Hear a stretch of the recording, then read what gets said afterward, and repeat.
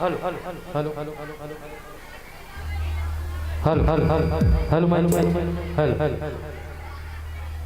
Hello hello hello hello hello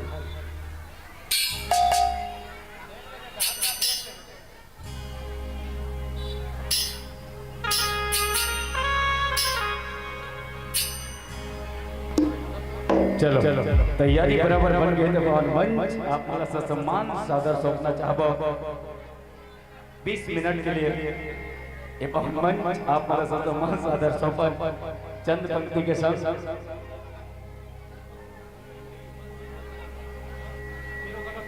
की पीड़ा की आगा मुस्काए ऐसी कोई बात कीजिए। जी हाँ, की पीड़ा की आगर मुस्काए ऐसी कोई बात कीजिए और आपके गीत गवाए गए प्रवीण भाई बस जोरदार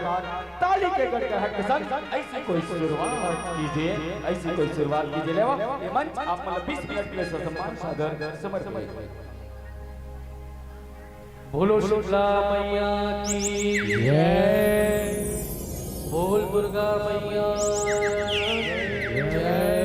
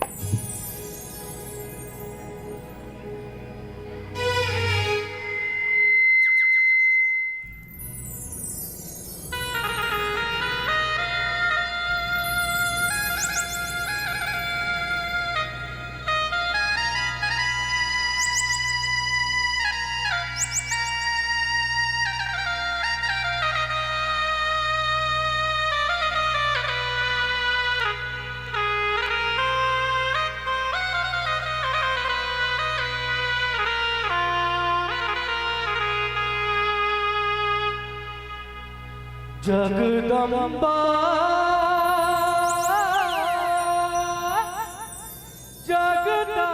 जगदारनी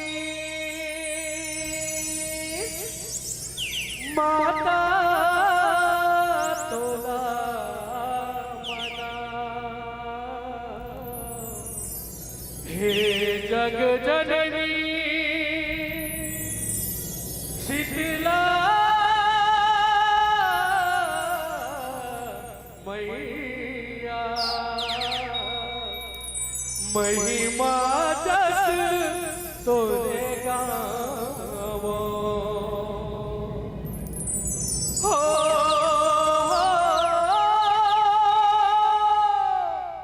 हो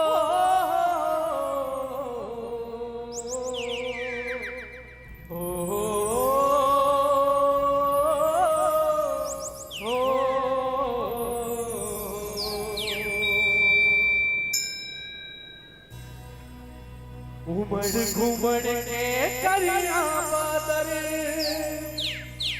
जलधारा बरसाते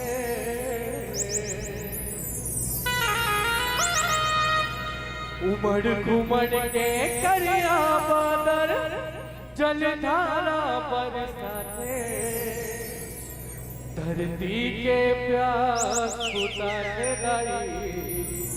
जब अषाढ़ महीना आते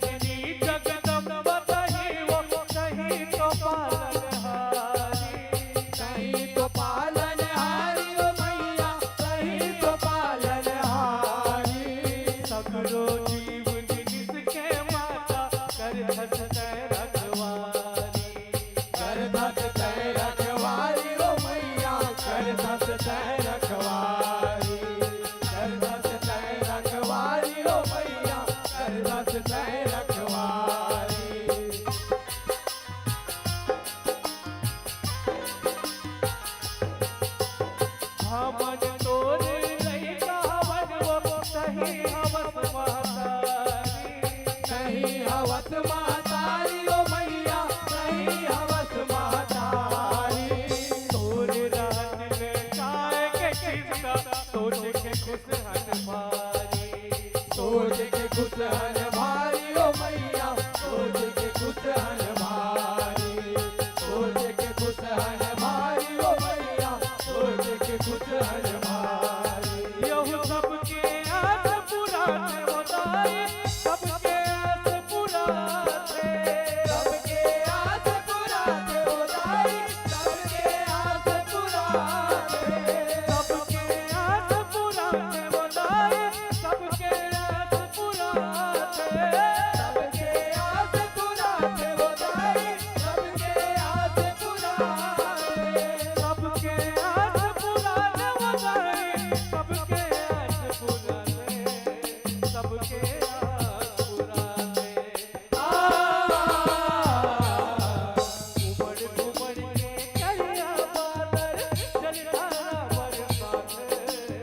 उमड़ उमड़ के दरिया बादल जलधारा बरसाते उमड़ उमड़ के करिया बादल जलधारा बरसाते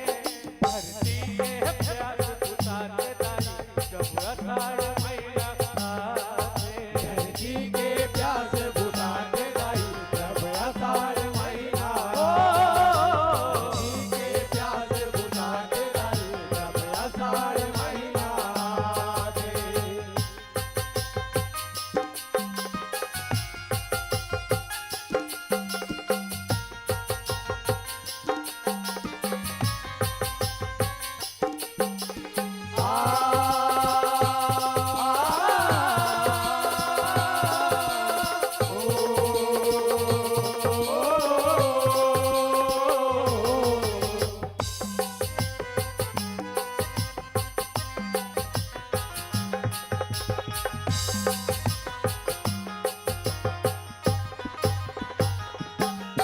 शीतलाला सिर गाए ब्रह्मा वेद पुराण बताए वेद पुराण बताए ओ मैया वेद पुराण बताए देवलोक ने जब शीतला धरती ऊपर माए धरती ऊपर माए ओ मैया धरती ऊपर माए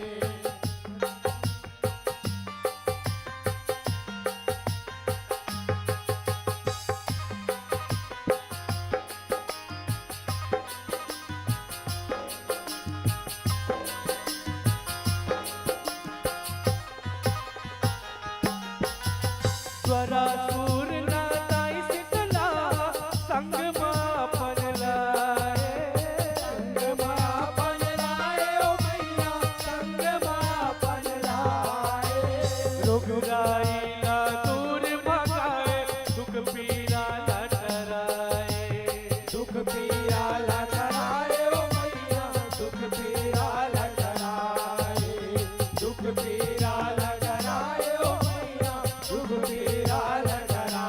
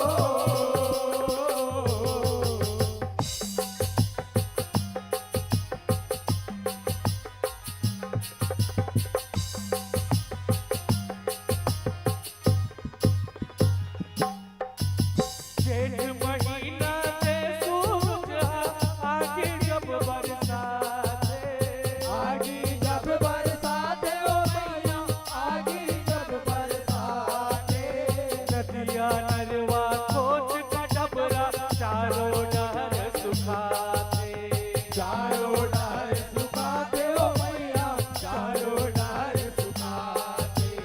चारों डार सुखाते हो मैया, चारों डार सुखाते।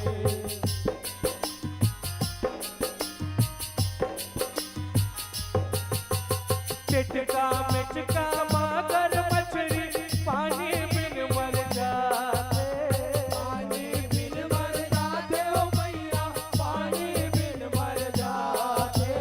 पानी पानी कह के वो दाई नर नारी को हिराते। नर नारी गोहराते हो मैया, नर नारी गोहराते, नर नारी गोहराते हो मैया, नर नारी गोहराते।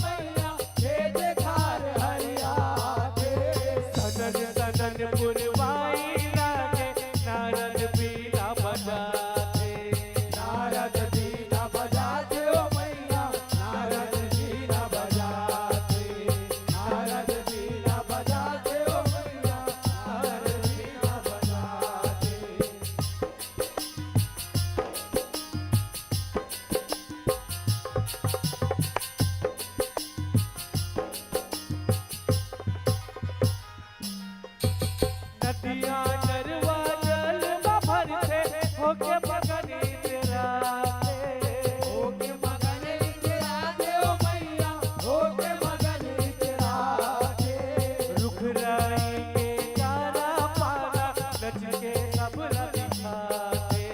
नाच के सबला दिखाते ओ मैया नाच के सबला दिखाते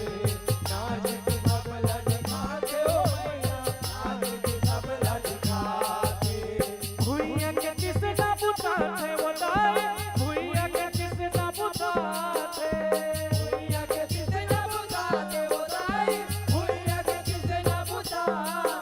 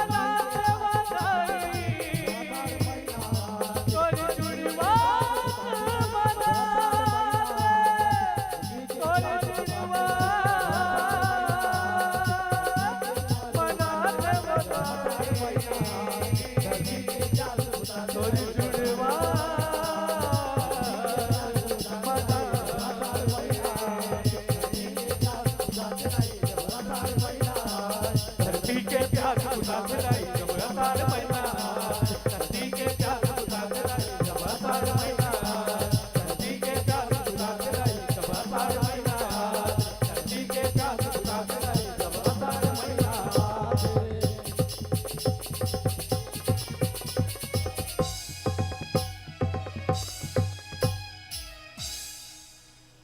उमड़ घुमड़ के करिया बादल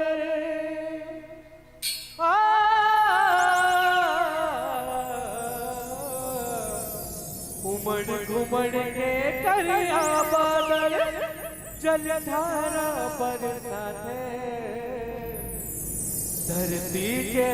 प्यास बुताते लाई जब आषाढ़ महीना आते हो। बोलो सुरगा मैया की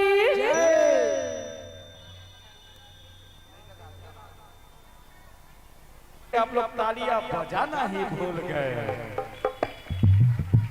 चलो आप जम्मू जन्मत ताली बजाते कल कोटिस धन्यवाद और श्रोता समाज भी आप जम्मू जन्मत कोटिस धन्यवाद ज्ञापित करे जिनमें आदरणीय नौहर यादव उस्ताद 12 की 20 रुपए का सम्मान हम तक आया है और उसको भी कोटिस धन्यवाद ज्ञापित करते हैं। समस्त सम्मान की राशि पहुंचाने के लिए निवेदन चाहेंगे, आग्रह चाहेंगे।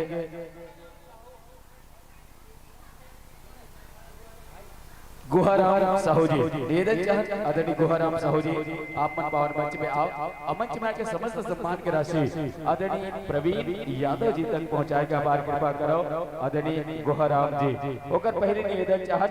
जस परिवार छत्तीसगढ़ रायपुर निवेदन चाहत जस परिवार छत्तीसगढ़ रायपुर के कलाकार में से आप अपन संपूर्ण तैयारी के संग हमारे बीच खड़े हो,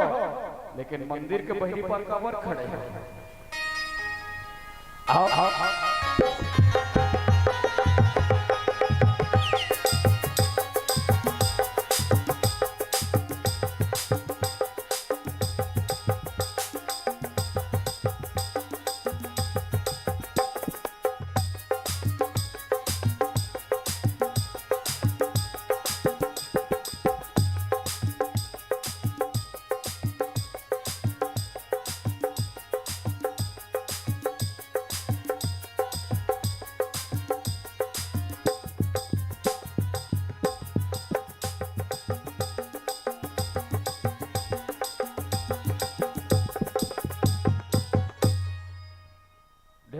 आदरणीय प्रवीण यादव जी जेन हमर मया है, जेन प्यार है, जेन दुलार है, बोला आप स्वीकार करेगा। बार कृपा करो और जेन ला स्वीकार आप जम्मू जन के संग हम सब जुड़े के मौका मिले रे सकल आप पुनः साधुवाद ज्ञापित करत, धन्यवाद ज्ञापित करत। लेवा जेन मया है, जेन दुलार है, जेन मान है, जेन सम्मान है, वो सम्मान आप में स्वीकार करो और जेन मान सम्मान ला स्वीकार करत आप जम्मू जन के संग हम सब जुड़बो। जुड़ के सुंदर सुगम प्रस्तुति हम सभी पावन मंच के माध्यम से बात निकले आप लोग कोटि धन्यवाद। लेवा आगत पर से मन सजी सवरी तो आप जम्मू जन के माया, आप जम्मू जन के प्यार, आप जम्मू जन के दुलार ए पावन मंच के माध्यम से मिलत रही यही आशा विश्वास के संग पुलकित हृदय ले ए पावन मंच ले आप मन सम्मान सादर बिना देवो। और पहले जस परिवार रायपुर छत्तीसगढ़ आप अपन संपूर्ण तैयारी के संग हमर तक दर्शन दे देव ताकि आप जम्मू जन के संग हम सब जुड़ के सुंदर सुगम प्रस्तुति आप जम्मू जन के बीच मान वैसे संगवारी जी कलाकार आ रही जो कलाकार आप जम्मू जन में चिंत रहे हो। आदरणीय छत्तीसगढ़ के जस सम्राट दुकालू यादव जी के सुपुत्र प्रवीण यादव जी रही और जिन प्रवीण यादव जी ला हम सब से पावन मंच के माध्यम से सुने हैं एकल कोटि धन्यवाद ले। आदरणीय प्रवीण जी ए पावन मंच ले आप मला सम्मान सादर विदा देन और जात जात बस सब कुछ कहना चाहबो। नवा नवा हसिया के नवा नवा बेट, नवा नवा हसिया के नवा नवा बेट ए बार आप मला विदा दे प्रवीण जी अवैया दिन बादर में जरूर हुई भेंट, जरूर हुई भेंट। लेवा एक जोरदार ताली के गड़गड़ाहट के साथ ए पावन मंच ले आप मला सम्मान सादर विदाई और सादर आगवानी करना चाहन, बुलाना चाहन जस परिवार रायपुर छत्तीसगढ़ निवेदन चाहन। तदुपरांत तैयारी बिल्कुल बना के रखिए। श्री श्री जय मां बमलाई सेवा एवं भजन मंडली मठ पुरेना बमलाई चौक रायपुर आप मन भी मन तैयारी बिल्कुल बना के रखो। जिससे क्रमवार आप मला पावन मंच के माध्यम से पुकार को बुलाबो। अपना सुंदर और सफल प्रस्तुति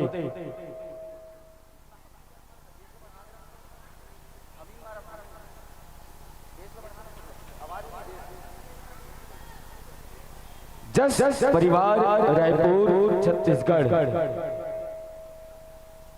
अरुण यादव जी के निर्देशन में देखा जोरदार थापड़ी बजाओ आदरणीय अरुण यादव जी के आगमन हमारे बीच में होते जैन कर आगमन के साथ हम सब लोग जुड़े के और हम सब लोग सुने के मौका मिला थे। आदरणीय अरुण यादव जी जो छत्तीसगढ़ के प्रथम ऐसे कलाकार है जिन होली गीत की शुरुआत सिर्फ जैन छत्तीसगढ़ की पारंपरिक विधा है तो पारंपरिक विधा मतलब सिर्फ ढोलक और तबला के साथ नगाड़ा के साथ जसगीत की शुरुआत करी ऐसे कलाकार के आगमन आदरणीय अरुण यादव जी के आगमन हमारे बीच में है। आइएगा आप सभी का इस फॉर्मेट पर हम सब हार्दिक स्वागत करते जाए, अभिनंदन करते जाए और जो अभिनंदन करते जाए स्वागत करते जाए उसके पहले आप सब तालियां एक बार जोरदार जरूर बजाएं।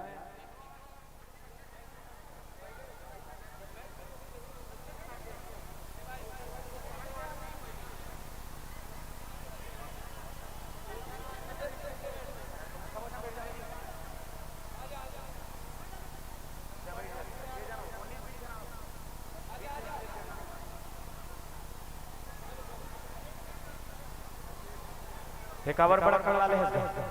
मन छोटे पड़ा थे नहीं जल्दी जब बैठना है बैठ जाओ ना। मैं कहा था मोहल्ला ला रहे थे इकट्ठा बैठ इसका करते नहीं चाहिए अब माइक में पूरी दमत खिंचावेगा चाचा।